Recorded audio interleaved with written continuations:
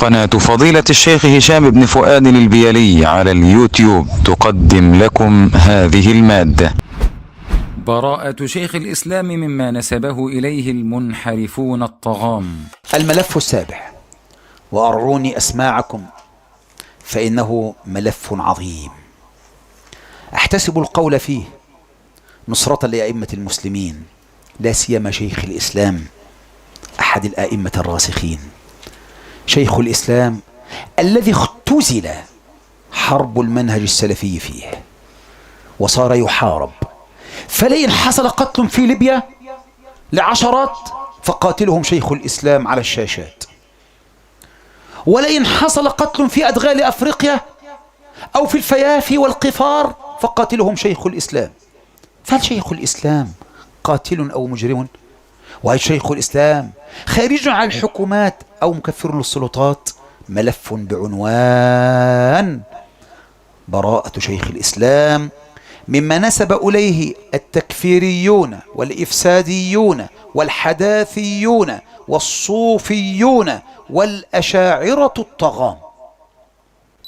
أسئلة القاضي المتعلقة بالمسألة وأجوبة يعقوب عليها. لقد سأل القاضي محمد حسين يعقوب هداه الله عن شيخ الإسلام ابن تيمية عدة أسئلة، حتى كان لابن تيمية النصيب الأكبر من علماء المسلمين في هذا.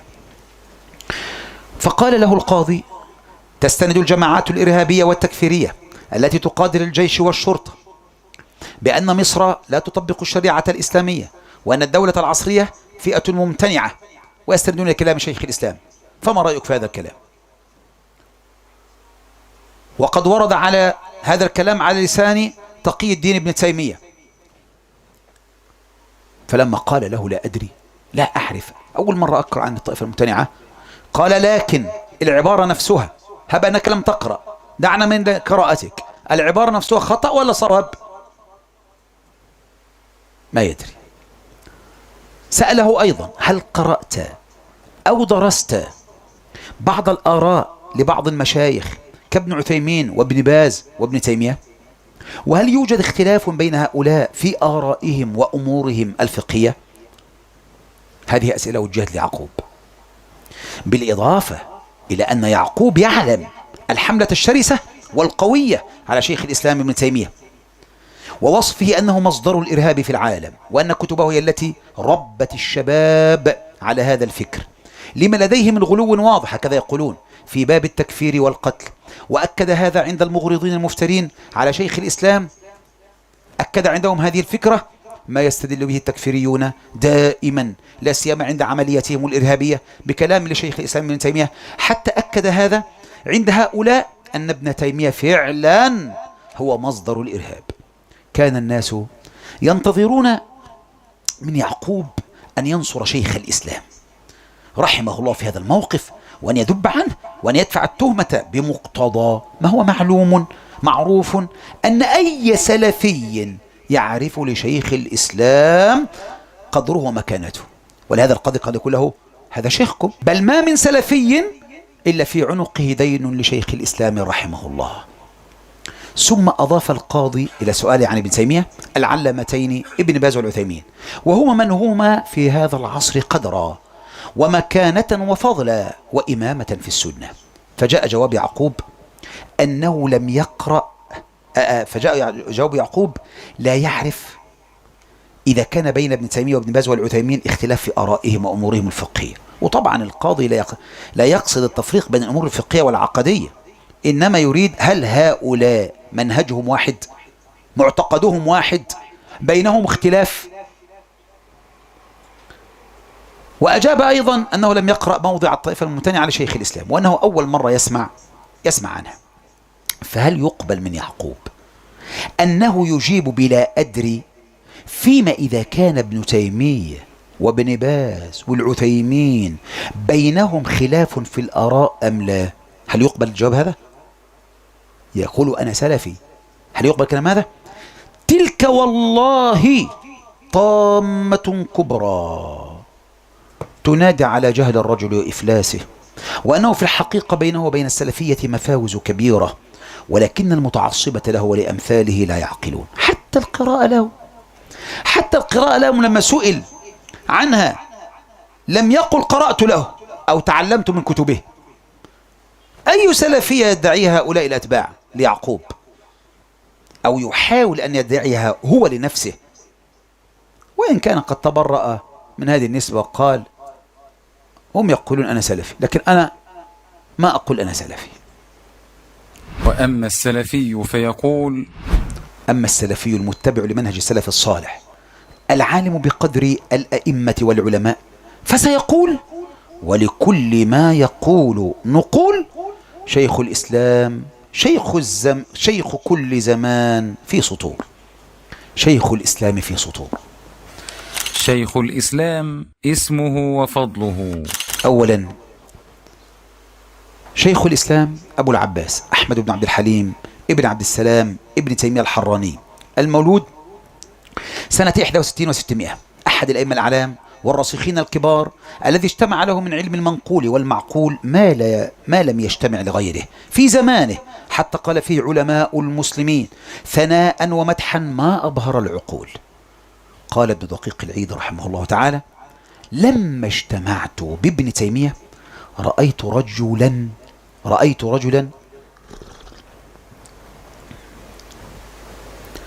العلوم كلها بين عينيه. ابن دقيق: العلوم كلها بين عينيه، يأخذ منها ما يريد ويدع ما يريد. قال جمال الدين الصرمري في أماله: ومن عجائب، أنا أريد الملف هذا بالذات، ستسمع عن شيخ الإسلام بقواعد حتى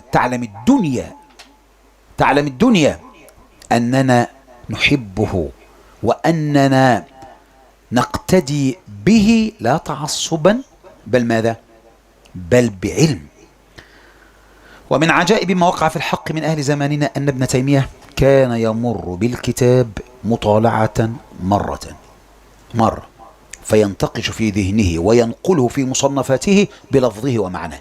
قال ابن سيد الناس: إن تكلم في التفسير فهو حامل رايته، أو أفتى في الفقه فهو مدرك غايته، أو ذاكر بالحديث فهو صاحب علمه وذوي رايته، أو حاضر بالملل والنحل لم يرى أوسع من نحلته في ذلك ولا أرفع من درايته، برز في كل فن على أبناء جنسه. قال الحافظ الذهبي رحمة الله عليه: نصر السنة بأوضح حجج وأبهر براهين، وأوذي في ذات الله من المخالفين، وأخيف في نصر السنة المحضة، حتى أعلى الله مناره وجمع قلوب أهل التقوى على محبته. هذا شيخ الإسلام في عيون بعض العلماء. شيخ الإسلام نشأته وعصره. ثانيا، نشأ رحمه الله في عصر ملئ بالعقائد الباطلة والمذاهب الكلامية المنحرفة، فالصوفية القبورية منتشرة، والحلولية والاتحادية مسيطرة، ناهيك عن المعتزلة والجهمية وسائر الفرق الغالية كالنصيرية والباطنية والدرزية وغير ذلك من أنواع الضلال. وكذلك تمكن المذهب الأشعري الذي يعتبره دعاته مذهب أهل السنة والجماعة، ناهيك عن اجتياح التتار والصليبيين لبلاد المسلمين.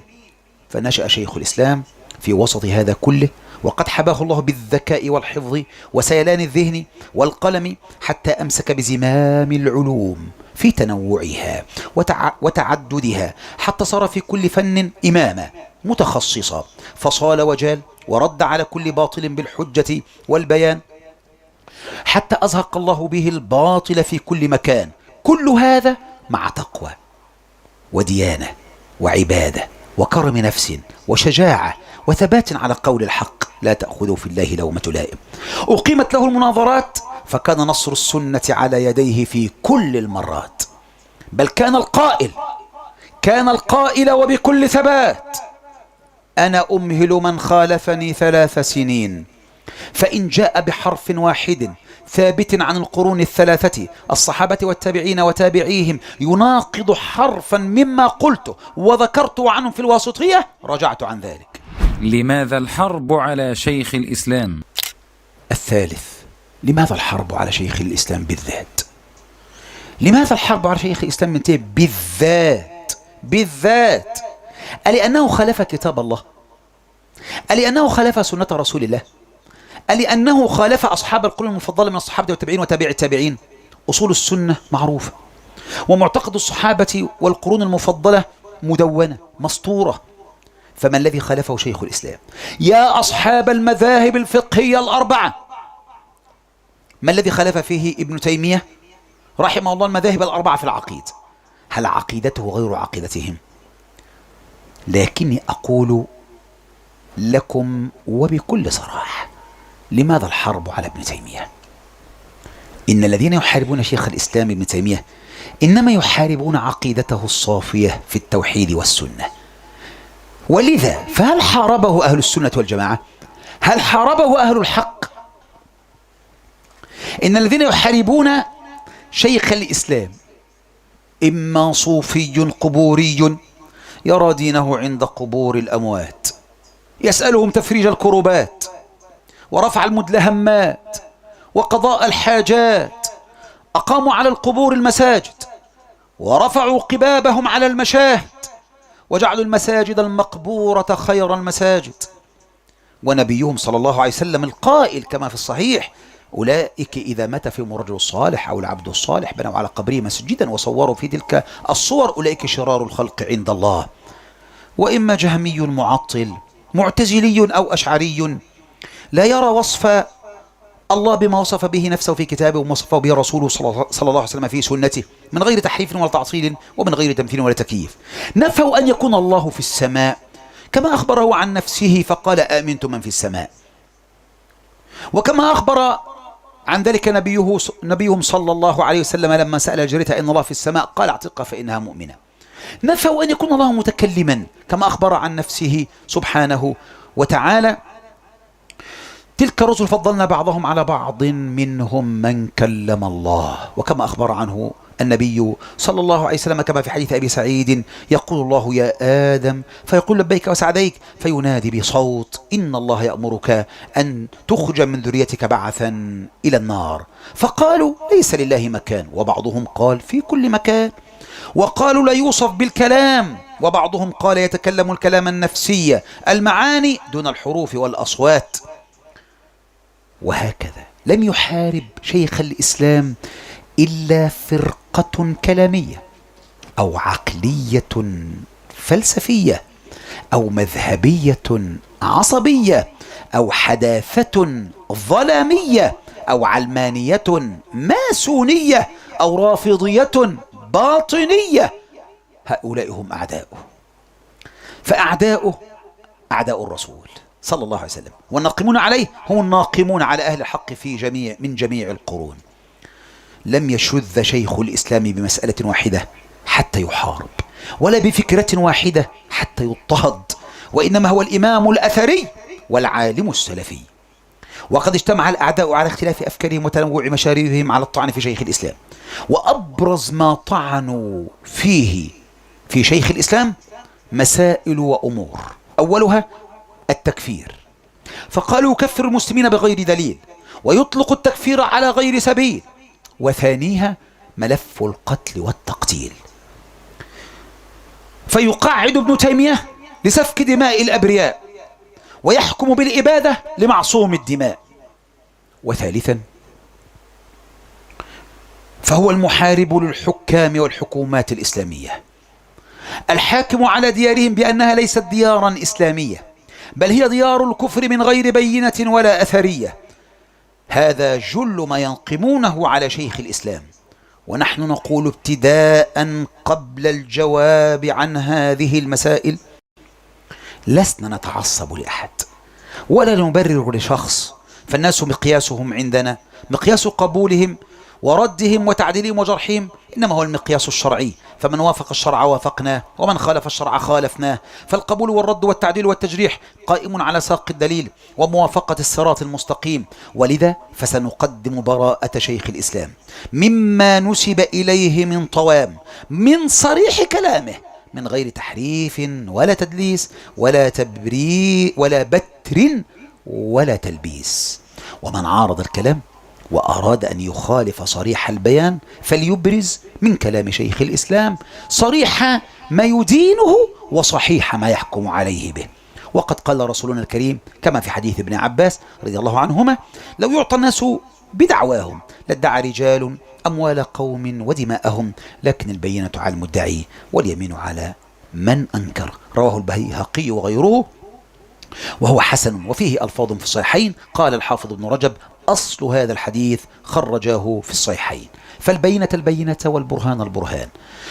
ورب يقول: قل هاتوا برهانكم إن كنتم صادقين، وإليك البيان باختصار، وإلا فالكلام يطول والنقولات لا تحيط بها السطور. تبرئة شيخ الإسلام من كل اتهام. أولا، ملف التكفير. فليعلم كل مسلم أن من أبعد الناس عن التكفير بغير سبيل ولا حجة ولا دليل هو شيخ الإسلام ابن تيمية، بل قواعده وضوابطه في هذا الباب أكثر القواعد، والكلام في هذا الباب أوسع الكلام. والتحذير من إطلاق التكفير دون توافر الشروط وانتفاء الموانع لم نقرأه بإسهاب ولا تدليل مثلما قرأناه لشيخ الإسلام ابن تيمية رحمه الله تعالى. وسأجعل الكلام في قواعد وسأنتقي من كلامه الضوابط. شيخ الإسلام في قواعد. شيخ الإسلام يرى أنه لا تكفير ولا تبديع ولا تفسيق بهوى، وإنما بدليل، وأنه لا فرق في ذلك بين المسائل العقدية والفقهية. أولا، شيخ الإسلام يرى أنه لا تكفير. اسمعوا عن شيخ الإسلام من شيخ الإسلام يا أمة الإسلام، وكفى الافتراء. شيخ الإسلام يقعد: لا تكفير ولا تبديع ولا تفسيق بهوى، وإنما بدليل، وأنه لا فرق في ذلك بين المسائل العقدية والمسائل الفقهية. قال رحمه الله: هذا مع أني دائما ومن جالسني يعلم ذلك مني أني من أعظم الناس نهيا عن أن ينسب معين إلى تكفير وتفسيق ومعصية، إلا إذا علم أنه قد قامت عليه الحجة الرسالية التي من خالف كان كافرا تارة وفاسقا أخرى وعاصيا أخرى، وأني أقرر أن الله قد غفر لهذه الأمة خطأها، وذلك يعم الخطأ في المسائل الخبرية القولية يعني العقدية والمسائل العملية. الكفر عند شيخ الإسلام ابن تيمية رحمه الله شعب، منه الأكبر والأصغر، وليس كل كفر يكون مخرجا من الملة، فلا تكفير بالمعاصي. ثانيا، الكفر عند شيخ الإسلام ابن تيمية شعب، منه الأكبر والأصغر، وليس كل كفر يكون مخرجا من الملة. قال شيخ الإسلام ابن تيمية: وكذلك قوله صلى الله عليه وسلم: من غشنا فليس منا، ومن حمل علينا السلاح فليس منا. كله من هذا الباب، يقصد باب نفي الكمال لا الأصل. قال: كله من هذا الباب لا يقوله إلا لمن ترك ما أوجب الله عليه أو فعل ما حرمه الله ورسوله، فيكون قد ترك من الإيمان المفروض عليه ما ينفى عنه الاسم لأجله، فلا يعطى الإيمان المطلق ولا يسلب عنه مطلق الإيمان، فلا يكون من المؤمنين المستحقين الوعد السعين السالمين من الوعيد. يعني يقال فاسق ولا يعطى الإيمان المطلق، لكنه لا يسلب عنه مطلق الإيمان، فهو على الإسلام ولكنه عاصي من العصاة. وقال: كلهم يتفقون على أن الفساق الذين ليسوا منافقين معهم شيء من الإيمان يخرجون به من النار، هو الفارق بينهم وبين الكفار والمنافقين. الكفار والمنافقون يخلدون، والعصاة وإن عذبوا يخرجون، لأن عندهم أصل الإيمان. عندهم معاصي كثيرة فكانوا بها تحت المشيئة، فمن شاء الله أن يعذبه عذبه، لكنه يخرج من الإيمان من النيران بأصل الإيمان، خلافا للخوارج والمعتزلة الذين حكموا على هؤلاء العصاة بالخلود في النيران. لم يكن شيخ الإسلام خارجيا وهو يواجه الخوارج بعقيدتهم أن العصاة مخلدون في النار، وإنما يقرر شيخ الإسلام على خلاف الخوارج أن العصاة تحت المشيئة، فمن شاء الله عذبه ومن شاء عفى عنه. لا يسلب العاصي مطلق الإيمان وأصل الإيمان كما تقوله الخوارج والمعتزلة، ولكنه يقول إنه مؤمن عاص فاسق وليس بكافر، أو في منزلة بين المنزلتين. فكيف يكون شيخ الإسلام مساعدا على التكفير والخروج؟ وكيف يكون مفتيا للخوارج، مفتيا للدواعش؟ كيف يكون ذلك وهو بريء من عقيدتهم التي يكفرون بها المسلمين الأبرياء ويقتلون بها الأطفال والنساء؟ لكن يقول شيخ الإسلام: لكن إذا كان معه بعض الإيمان لم يلزم أن يدخل في الاسم المطلق الممدوح. إذا كان عنده بعض الإيمان فلا يقال مؤمن، وإنما يقال مؤمن ناقص الإيمان. شيخ الإسلام يقعد: من ثبت إسلامه بيقين لم يزل ذلك عنه بالشك، بل لم يزل إلا بيقين. ثالثا، شيخ الإسلام يقعد: ومن ثبت إسلامه بيقين لم يزل ذلك عنه بالشك، أي لم يزل عنه إلا بيقين. شيخ الإسلام من أضبط الناس في هذا الباب، فلا يحكم بالخروج بدون يقين كالتنظيمات الإرهابية. يبقى الحاكم كافر، يبقى الحكومة كافرة، يبقى الجيش كافر، كل هؤلاء كفار ومن عاونهم ومن ساعدهم دون إقامة حجة. فهل شيخ الإسلام كذلك؟ أبدا والله. والله لو عرفنا منهج شيخ الإسلام في التكفير والقتل والله لدرسناه في الحضانات، لا أقول في الجامعات. هذا كلام شيخ الإسلام أهو، هذا كلام شيخ الإسلام. أقول انظر إلى هذا السياق الرائع الرائق من عالم خبر ابن تيمية وعرفه، وهو الحافظ الذهبي. قال رحمه الله الذهبي: ومذهبه، يعني شيخ الإسلام، ومذهبه توسعة العذر للخلق. ومذهبه توسعة العذر للخلق، ولا يكفر أحد، يعني عند شيخ الإسلام، إلا بعد قيام الدليل والحجة عليه. ويقول يعني شيخ الإسلام: هذه المقالة كفر وضلال، وصاحبها مجتهد جاهل لم تقم عليه حجة الله، ولعله رجع عنها أو تاب إلى الله. ويقول: إيمانه ثبت له فلا نخرجه منه إلا بيقين، أما من عرف الحق وعانده وحاد عنه فكافر ملعون كإبليس. أما شيخ الإسلام فلا يحتاج لأحد يعبر عنه ولو كان الحافظ الذهبي، فيقوله بكل صراحة: وليس لأحد، ليس لداعش ولا للقاعدة ولا بيت المقدس ولا جبهة نصرة ولا تنظيم قاعدة ولا تكفير هجرة ولا جهاد ولا بوكو حرام، وليس لأحد أن يكفر أحدا من المسلمين، وإن أخطأ وغلط، يعني حتى في العقيدة، حتى لو قال الكفر، حتى تقام عليه الحج وتبين له المحجة. ومن ثبت إسلامه بيقين لم يزل ذلك عنه بالشك، بل لا يزول إلا بعد إقامة الحجة وإزالة الشبهة. أين شيخ الإسلام؟ وأين التنظيمات الإرهابية؟ شيخ الإسلام يقعد: التفريق في التكفير بين النوع والمعين، فليس كل من قال كفرا أو عمل كفرا يكون كافرا. رابعا، شيخ الإسلام يقعد التفريق في التكفير بين النوع والمعين، فليس كل من قال كفرا أو فعل كفرا يكون كافرا. قال شيخ الإسلام رحمه الله: وحقيقة الأمر في ذلك أن القول قد يكون كفرا فيطلق القول بتكفير صاحبه، فيقال من قال كذا فهو كافر، لكن الشخص المعين الذي قاله، شخص معين الذي قال الكفر، الدواعش والتنظيمات الإرهابية يقولون الحاكم قال كفرا، طب وبالتالي كافر، طب والذي معه يعاونه كافر، طب والجيش كافر، طب والشرطة كافر. ليس كل من قال كفرا يكون كافرا، فضلا ألا يكون الحاكم قد قال كفرا.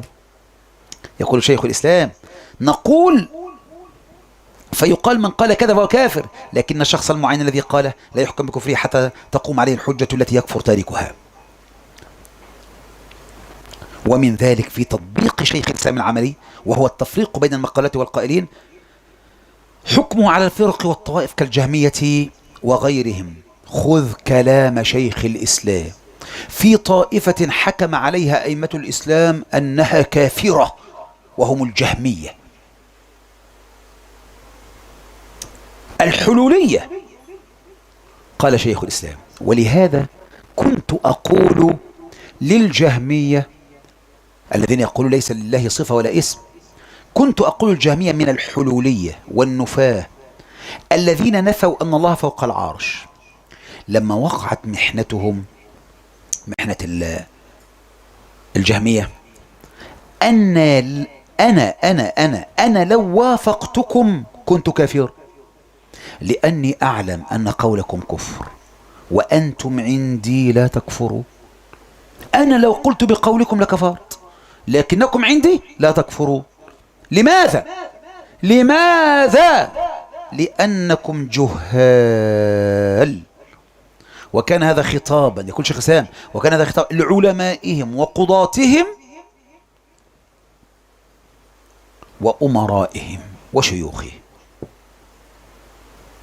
بل انظر إلى ما هو أعلى من ذلك، اللي بيقع في الشرك الأكبر، اللي بيسجد لقبر، اللي بيستغيث برسول الله فيما لا يقدر عليه إلا الله. في أكبر من كده؟ في أكبر من هذا؟ ابن تيمية يا علي جمعة، ابن تيمية يا صوفية، ماذا يقول ابن تيمية؟ فإن بعد معرفة ما جاء به الرسول نعلم بالضرورة أنه لم يشرع لأمته أن تدعو أحدا من الأموات، أن تدعو أحدا من الأموات، لا الأنبياء ولا الصالحين ولا غيره، لا بلفظ الاستغاثة ولا بغيرها، ولا بلفظ الاستعاذة ولا بغيرها. كما أنه لم يشرع لأمته السجود لميت ولا لغير ميت ونحو ذلك، بل نعلم أنه نهى عن كل هذه الأمور، وأن ذلك من الشرك الذي حرمه الله تعالى ورسوله. لكن لغلبة الجهل وقلة العلم بآثار الرسالة في كثير من المتأخرين لم يكن تكفيرهم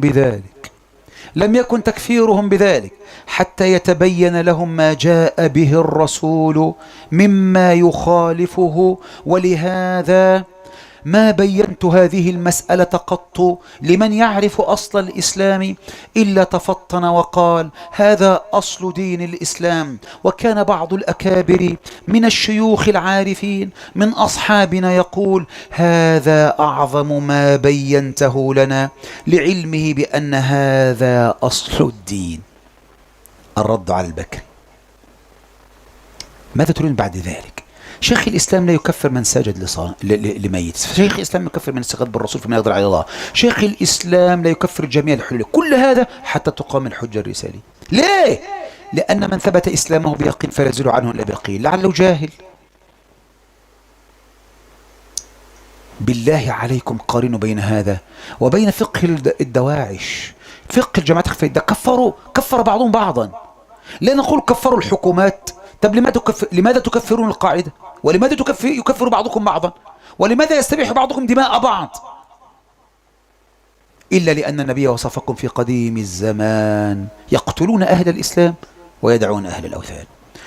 وقال شيخ الإسلام ولم يكفر أحمد أعيان الجهمية، ولا كل من قال إنه جهمي كفره، ولا كل من وافق الجهمية في بعض بدعهم، بل صلى خلف الجهمية. يعني لو وجد الحاكم اللي كالمأمون اللي يقول لك أصل لا ده كان أصل المأمون كان بيحكم الشريعة، إنما الحكام دول بيحكموا قانون وضعية. قانون وضعية يعني إيه؟ يعني وضع قانونا ولم ينسبه للشارع. لكن المأمون الواثق المعتصم وضع كفرا ونسبه إلى الشارع. قال الله ما يتكلم، قال الله ما يسمع، قال الله ما يبصر، قال الله ما يحب، قال الله ما يكره، قال الله ما يبغض، قال الله ما يستوي، قال الله ليس في السماء، وجعل ذلك دين المسلمين. ومع ذلك ما كفر لأنه كان من المتأولين. فكيف من ترك واجبا والحكم من أنزل الله وحكم بقانون من عنده يظن أن هذا ينفع الناس ولم ينسبه إلى شريعة؟ أي الطائفتين أولى بالتكفير لأنه يحكم بغير ما أنزل الله؟ هل كان المأمون يحكم بما أنزل الله وهو يسوم أئمة المسلمين والسلف سوء العذاب؟ وهل صلب أحمد بن نصر الخزاعي صلب على عقيدته وأحمد سجن وضرب على عقيدته إلا من الخلافة العباسية؟ إنما أنت يعقوب اتفضل في ساحة المحكمة. فضيلة الشيخ، فضيلة الشيخ ده احنا سمعنا عن الرئيس محمد حسني مبارك في الزنزانة يقال له محمد حسني مبارك مصلحي، يقول يا فندم محمد، كانش بيقول قل لي يا رئيس محمد، يا سيادة الرئيس محمد، وانت الشيخ محمد، انت الشيخ محمد. ولا كل من وافق الجامية في بعض بدعهم، بل صلى خلف الجامية الذين دعوا إلى قولهم وامتحنوا الناس وعاقبوا من لم يوافقهم بالعقوبات الغليظة، لم يكفرهم أحمد وأمثاله، بل كان يعتقد إيمانهم وإمامتهم ويدعو لهم ويرى الائتمام بهم في الصلوات خلفهم والحج والغزو معهم والمنع من الخروج عليهم ما يراه لأمثالهم من الأئمة. شيخ الإسلام يقعد: لا تكفير لمسلم وقع في مكفر إلا بعد قيام الحجة وبيان المحجة، فلا بد من توافر الشروط وانتفاء الموانع. خامسا، إن شاء الله هذا يمكن أول مرة تسمع عن شيخ الإسلام في قواعد، هذه انشروها، عرفوا الدنيا بشيخ الإسلام. شيخ الإسلام يقعد: لا تكفير لمسلم إلا بعد قيام الحجة وبيان المحجة، فلا بد من توافر الشروط وانتفاء الموانع. قال رحمه الله: والصحيح أن هذه الأقوال التي يقولونها التي يعلم أنها مخالفة لما جاء به الرسول كفر، وكذلك أفعالهم التي هي من جنس أفعال الكفار بالمسلمين هي كفر أيضا، لكن تكفير الواحد المعين منهم والحكم بتخليده في النار موقوف على ثبوت شروط التكفير وانتفاء موانعه، فإن نطلق القول بنصوص الوعيد والتكفير والتفسيق ولا نحكم للمعين بدخوله في ذلك العام حتى يقوم المقتضي الذي لا معارض له. يا الله يا الله. شيخ الإسلام من أبعد الناس عن تكفير حكام المسلمين بسبب الحكم بغير ما أنزل الله خلافا للتنظيمات الإرهابية. سادسا، شيخ الإسلام من أبعد الناس عن تكفير حكام المسلمين بسبب الحكم بغير ما أنزل الله خلافا لجميع التنظيمات الإرهابية والجماعات الإفسادية. شيخ الإسلام لا يكفر الحاكم بغير ما أنزل الله بمجرد حكمه ولو بلغ في ذلك ما بلغ، بل شأنه شأن أصحاب المعاصي. فماذا لو زنى المسلم مرات، أو زنى بحليلة جاره، أو حتى بإحدى محارمه، أو فتح بيت دعارة؟ هل يتعدى حكمه أن يكون عاصيا؟ هكذا يحكم أهل السنة ومنهم شيخ الإسلام، خلافا للخوارج المكفرين بمجرد الحكم بغير ما أنزل الله. حتى قال الأجري في الشريعة: ومما تعلقت به الحروريات من متشابه القرآن ومن لم يحكم بما أنزل الله فأولئك هم كافرون. فقرأوا معها: فالذين كفروا بربهم يعدلون، قالوا: فإذا حكم بغير ما أنزل الله فقد عدل بربه، وإذا عدل بربه فقد كفر. لكن شيخ الإسلام لا يكفر من حكم بغير ما أنزل الله إلا إذا استحل ورأى ذلك جائزا مباحا وحلالا. وأين هذا من كلام شيخ الإسلام؟ حتى نعلم أن تكفير الحكام بأنهم حكموا غير ما أنزل الله ليس منهج شيخ الإسلام. قال شيخ الإسلام: والإنسان متى حلل الحرام المجمع عليه، ليس المختلف فيه، أو حرم الحلال المجمع عليه، أو بدل الشرع المجمع عليه، كان كافرا مرتدا باتفاق الفقهاء. وفي مثل هذا نزل قوله تعالى على أحد القولين: ومن لم يحكم بأنزل الله فليكن كافرون. القولين يعني الآية في الأمة هذه ولا في أمة اليهود والنصارى؟ أي المستحل للحكم بغير ما أنزل الله، يعني إذا استحل. وقال عن قوله تعالى: فلا وربك ليؤمنون حتى يحكموك فيما شجر بينهم ثم لا يجدوا في أنفسهم حرجا مما قضيت ويسلموا تسليما. قال: وهذه الآية مما احتج به الخوارج على تكفير ولاة الأمر الذين لا يحكمون بما أنزل الله ثم يزعمون أن اعتقادهم هو حكم الله. ماذا تريدون بعد ذلك؟ وقال شيخ الإسلام: وإذا كان من قول السلف أن الإنسان يكون فيه إيمان ونفاق، فكذلك في قولهم يكون فيه إيمان وكفر. ممكن إنسان يكون مؤمن وعنده شعبة من شعب الكفر، ليس هو الكفر الذي ينقل عن الملة، كما قال ابن عباس وأصحابه في قوله تعالى: ومن لم يحكم أنزل الله فأولئك هم الكافرون. قالوا كفروا كفرا لا ينقل عن الملة، وقد اتبعهم على ذلك أحمد بن حنبل وغيرهم من أئمة السنة. دائما يا أصحاب الإعلام، يا من تنقمون على شيخ الإسلام، تقولون الإرهاب لا يؤيده دين ولا يؤيده بلد ولا كذا، الإرهاب غريب عن الأديان والأوطان. وأقول لكم وعن شيخ الإسلام: أما آن الأوان يا مغرضون أن تحكموا لشيخ الإسلام بالبراءة. لقد طالت محكمتكم وتنوعت محاكمتكم، ولم نر فيها قولا معتبرا ولا أثرا متبعا ولا برهانا ساطعا أن شيخ الإسلام يدعو إلى التكفير والتقتيل في تلك القضايا التي يزعمها الإفساديون. أين هذا من تأصيلات الدواعش المارقين وغيرهم من التنظيمات الإرهابية الذين يكفرون بالتسلسل، فيكفرون الحاكم لأجل أن يحكم بغير ما أنزل الله، ثم يكفرون الحكومة، ثم من تعاون معهم وكان جنديا في جيشهم وضابطا في شرطتهم. شيخ الإسلام يقعد: الفرق لا تكفر ولو كفرت أهل السنة والجماعة، لكون التكفير حكم شرعي لا بد فيه من دليل شرعي. سابعا، شيخ الإسلام يقعد: الفرق لا تكفر ولو كفرت أهل السنة والجماعة، لأن التكفير حكم شرعي لا بد فيه من دليل شرعي. ماذا يقول شيخ الإسلام؟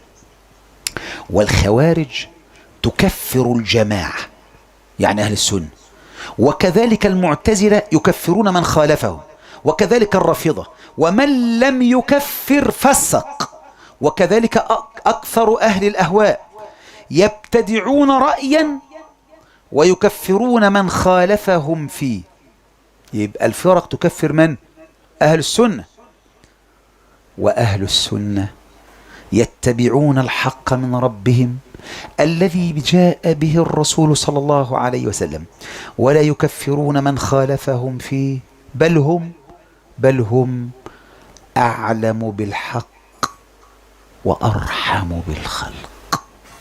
ضابط الحكم على الدار بأنها دار كفر أو إسلام بين الجماعات الإرهابية وشيخ الإسلام. ثامنا،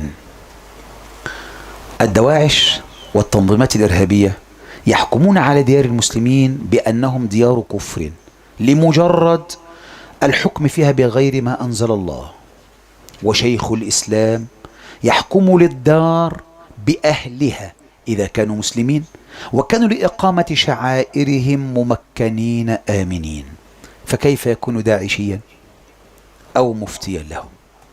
قال شيخ الإسلام في بيان حد الدار: ومتى تكون الدار دار إسلام أو دار كفران؟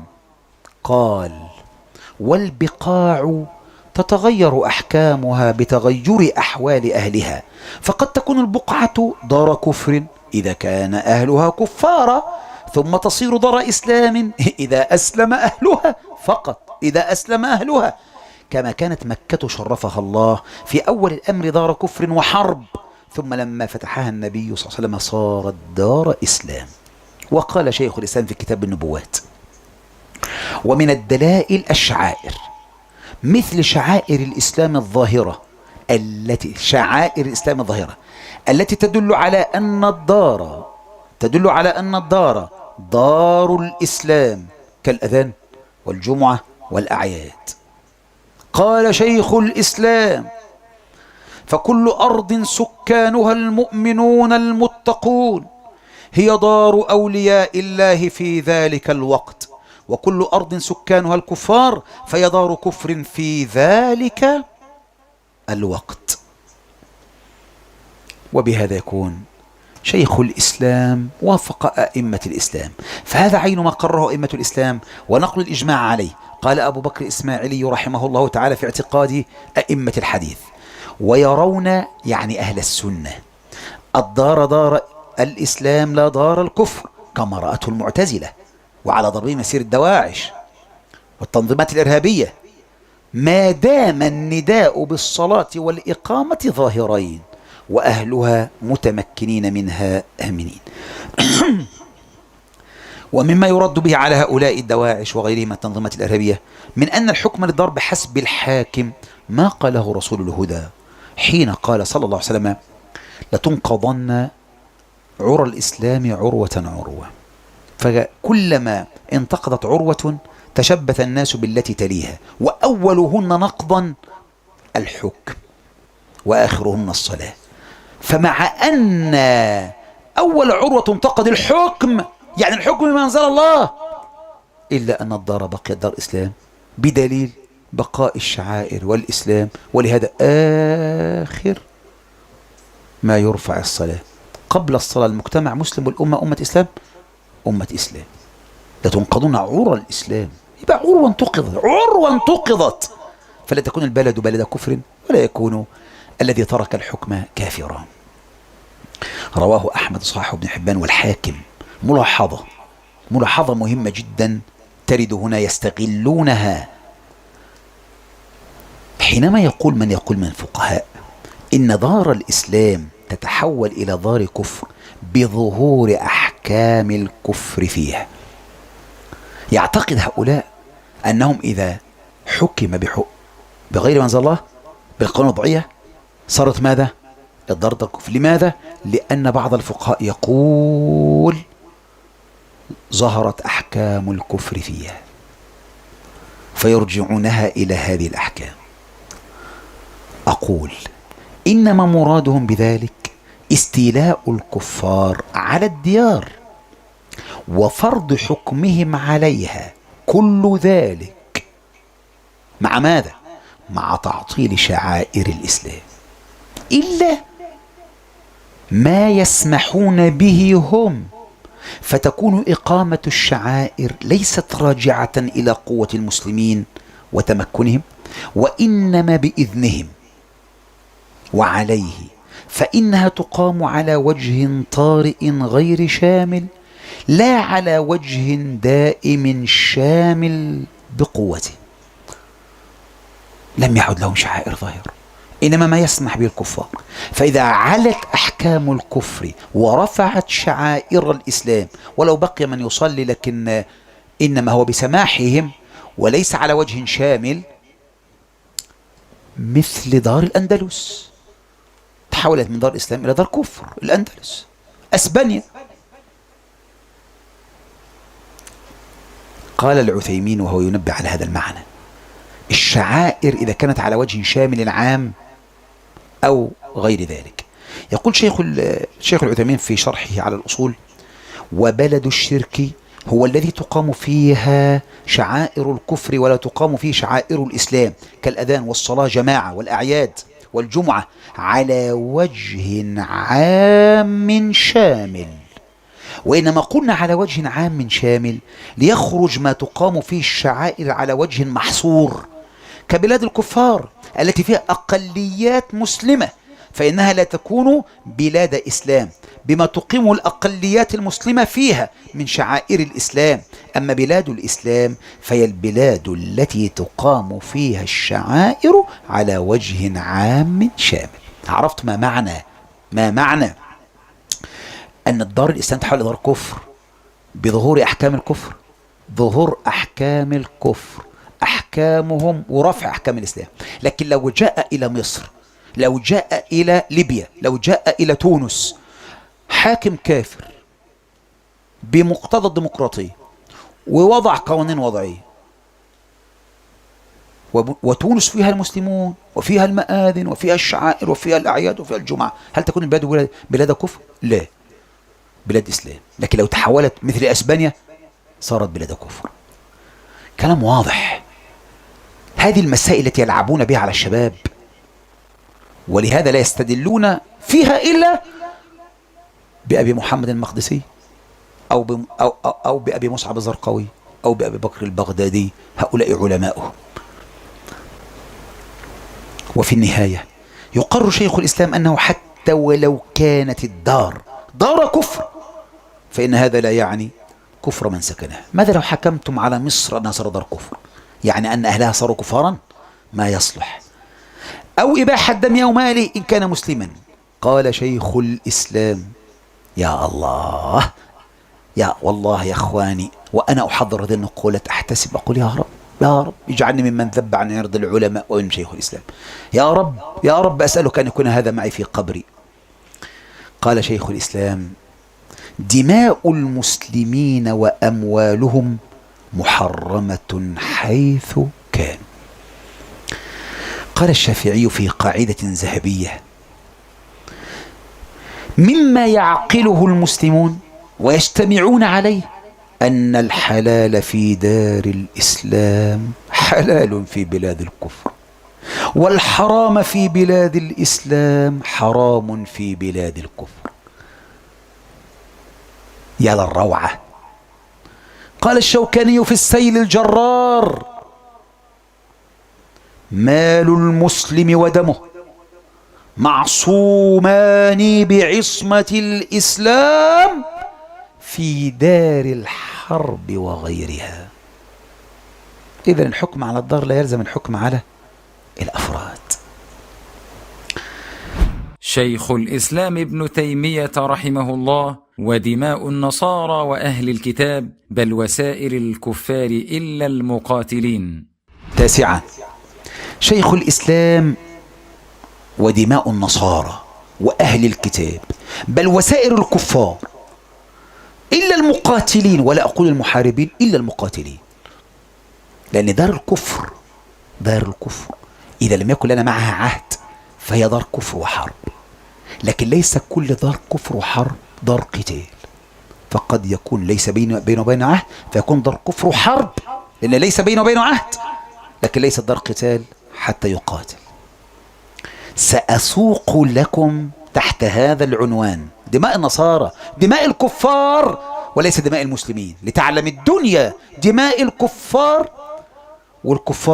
والكفار الذين ليس بيننا وبينهم عهد.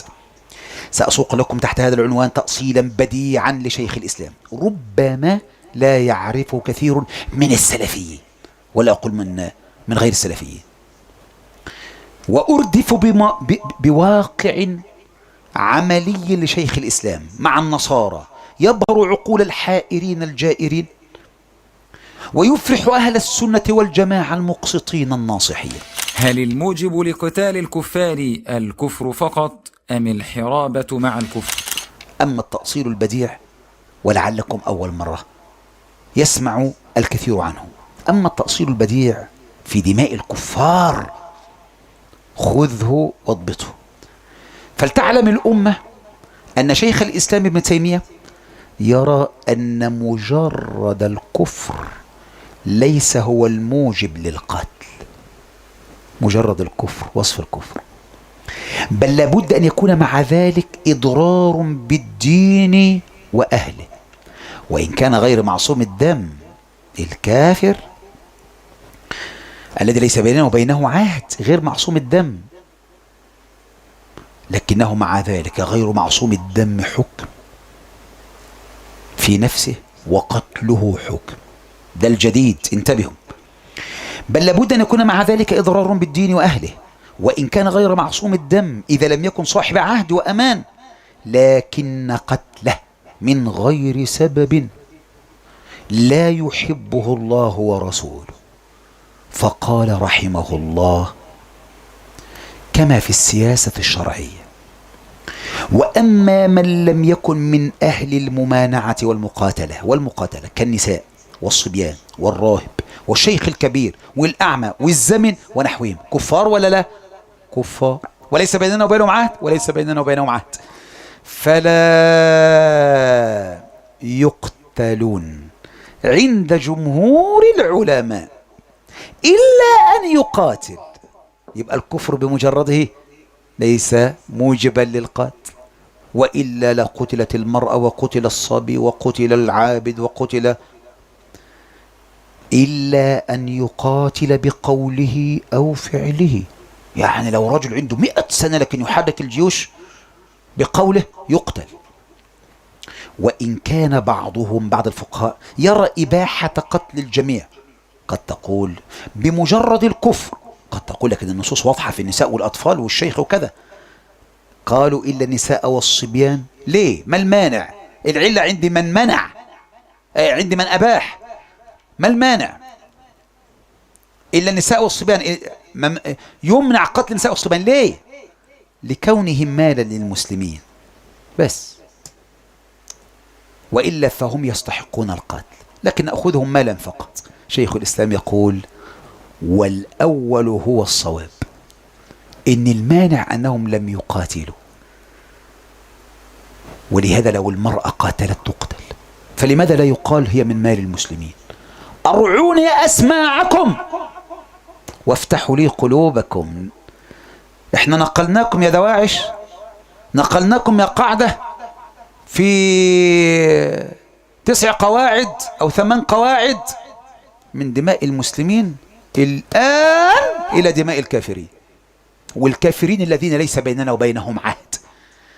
لطالما ذكرنا على منابرنا الكافر المستأمن، الكافر المعاهد، الكافر الذمي، خذ إضافة إلى ذلك الكافر الذي ليس بينه وبينه عهد ولا كذا ولم يقاتل. وقال في النبوات الكفار إنما يقاتلون بشرط الحراب، كما ذهب إليه جمهور العلماء وكما دل عليه الكتاب والسنة كما هو مبسوط في موضعه. ثم قال كلاما من أروع ما يكون من حجة وبرهان، قال فلو كان مجرد الكفر مبيحا للقتل لما أنزل النبي قريظة على حكم سعد بن معاذ فيه، لأن سعد لو حكم فيهم بغير القتل لنفذ حكم، بل كان يأمر بقتلهم ابتداء. لماذا ينتظر حكم سعد؟ كفار يقتلون مباشرة، لماذا يرجع لحكم سعد وقد يحكم سعد بغير القتل؟ وإنما قال له لو كانوا يستوجبون القتل بمجرد الكفر لنحتاج إلى حكم سعد، وإنما قال له لما حكم بينهم بالقتل لقد حكمت فيهم بحكم الله من فوق 7 سماوات، لأن قتل تلك الطائفة المعينة من الكفار كان في نفس الأمر مما أمر الله به ورسوله، وكان أرضى لله ورسوله، فإنهم لو أطلقوا لعاد على الإسلام شرهم ما لا يطفأ، ولكان هذا ما كان ظاهرا، وكان لهم من حلفائهم في الجاهلية من المسلمين من يختار المن عليهم، فلما حكم فيهم سعد بالقتل قال النبي لقد حكمت فيهم بحكم الله. وهذا يدل، ده كلام شيخ الإسلام كله، وهذا يدل على أن بعض الكافرين يتعين قتله دون بعض، وهذا حجة لكون مجرد الكفر ليس هو الموجب للقتل، وإنما الموجب كفر معه إضرار بالدين وأهله. أعيد ولا دي الخلاصة. وهذا يدل على أن بعض الكفار يتعين قتله دون بعض، وهذا حجة لكون مجرد الكفر ليس هو الموجب للقتل، وإنما الموجب كفر معه إضرار بالدين وأهله، فيقتل لدفع ضرره وأهله لعدم العاصم لا لوجود الموجب. فإن الكفر وإن لم يكن موجبا للقتل فصاحبه ليس بمعصوم الدم والمال، بل هو مباح الدم والمال، فلم تثبت في حقه العصمة المؤثمة، فلو قتله قاتل ولا عهد له لم يضمنه بشيء، حتى نساؤهم وصبيانهم لو قتلهم قاتل لم يضمنه. وما نعلم في هذا نزاعا بين المسلمين، يعني المسلم قتل كافر لا يقتل به لعدم المكافأة، لكن قد يقتل تعزيرا، لكن ما يقتل ماذا؟ إذا تحول قتله لكفار وفساد في الأرض وصار من المحاربين. انتبهوا. ولهذا بهذا يجاب عن مورد ماذا؟ لماذا لم يقتل النبي المرأة التي سبت وكذا وقتلها الصحابي لماذا؟ أولا عندها موجب القتل وكل المسألة أنه لم يرجع في ذلك إلى السلطان، والنبي صلى الله عليه وسلم ما أخذ على ذلك، وإن كان لا يحل لأحد أن يقتل أحدا إلا بالرجوع إلى السلطان. لكن اسمع هذا الكلام الجيد، لم يضمنهم لم يضمن. نعم، لو قتل كافر ليس محاربا لا يضمن عدم المكافأة. وما نعلم في هذا نزاعا بين المسلمين، مع أنه لا يحل قتله. انتبهوا حتى لا يصطاد أحد. الكافر الذي ليس بيننا وبينه عهد، شيخ الإسلام بيتكلم عن الكافر الذي ليس بيننا وبينه ايه؟ عهد. لو قتلهم قاتل لا يضمن عدم المكافأة، لكنه لا يجوز قتله. مثل كثير من الحيوان لا يحل قتله، ولو قتله قاتل لم يضمن، وهو مباح الدم والمال، إلى أن قال: كذلك الكافر الذي لا يضر المسلمين.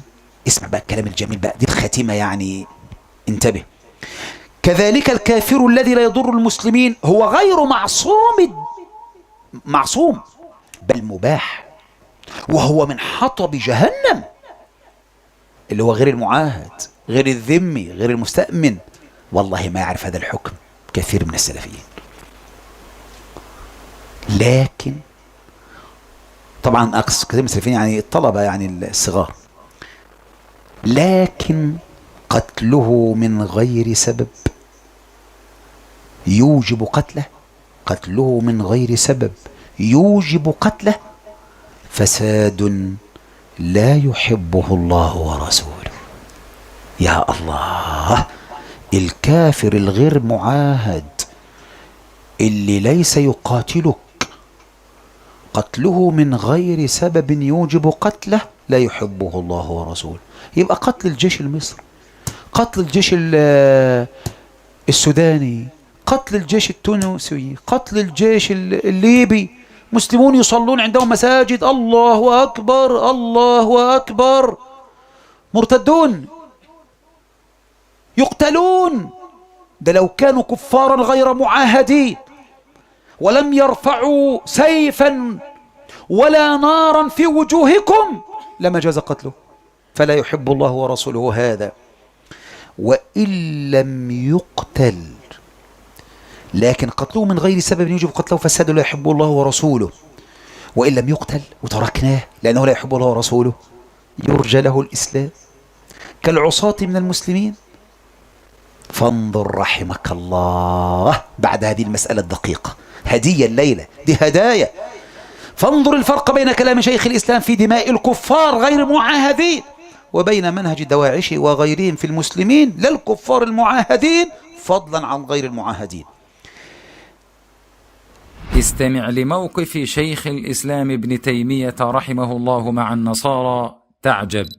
تلك هديتي لك في الموقف العلمي. أما هديتي لأمة الإسلام للموقف العملي لشيخ الإسلام الذي وصف بأنه مفتي المارقين وأنه قاتل معصوم الدم في ليبيا أو في بقاع العالم. أما الموقف العملي لشيخ الإسلام فلن أقدمه لك مع جيش مسلم ولا جندي مسلم، سأقدمه لك مع النصارى. شيخ الإسلام مع النصارى، فاسمع تعجب. لقد أثر التتار من المسلمين والنصارى ما أثروا، فماذا كان موقف شيخ الإسلام من أثار النصارى؟ من أثار النصارى قال رحمه الله يقول: وقد عرف النصارى كلهم أني لما خاطبت التتار في إطلاق الأسرى وأطلقهم غازان وقتل بوشاه وخاطبت مولاي فيهم فسمح بإطلاق المسلمين.